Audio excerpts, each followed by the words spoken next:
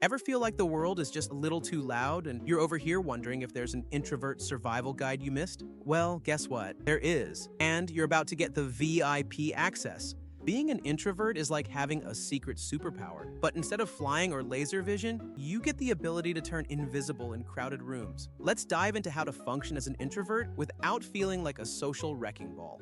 Okay, first thing, let go of the pressure. The world seems to think that if you're not at every party, posting group photos every weekend, or socializing like an over-caffeinated extrovert, something's wrong with you. Well, newsflash, nothing's wrong. You're just not into the whole talk to strangers for fun thing, and that's totally fine. It's like going to a buffet and skipping the salad bar. It doesn't mean you're weird. You just know what you want. You, my friend, are an introvert. Welcome to the club.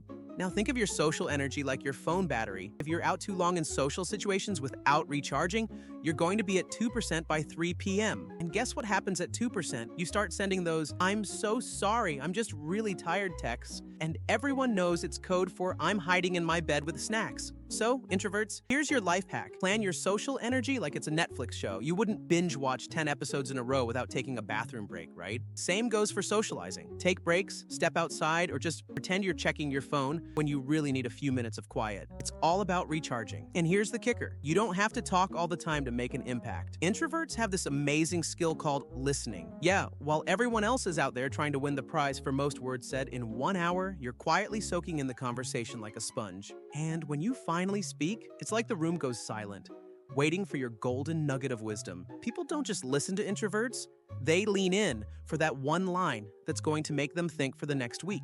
Let's talk about small talk for a second. Now, if you're an introvert, you've probably had that moment when someone asks, "So, what's new with you?" And your brain just freezes. It's like, my plants are doing well? But here's the deal. Small talk is like the spinach of socializing. It's not glamorous, but it's necessary. You don't have to dive deep into philosophy at the coffee shop. Just ask how their weekend was or what they're binge watching. Boom, you've just had a conversation without even breaking a sweat. And guess what? It's not the end of the world if you don't love it. It's just a warm-up for when you finally do say something interesting. And here's where the magic happens. Introverts are masters of finding joy in the small things. While everyone else is out at a loud bar trying to find the perfect Instagram angle, you're over here with a good book, a cup of tea, and no plans. And honestly, that's luxury. You're basically a millionaire in the world of peace and quiet. Watching the rain, organizing your favorite playlist, or binge watching that one series for the 7th time, you get it. You're living the dream, my friend, and the rest of the world just hasn't figured it out yet. So there you have it. Being an introvert is not a flaw. It's a lifestyle. You don't have to be the loudest or the life of the party to enjoy life. You're like a fine wine, getting better with each moment of solitude. And remember, when in doubt, just pretend you're really into something on your phone. Because honestly, the best social move you can make is knowing when to bail and recharge. So go ahead,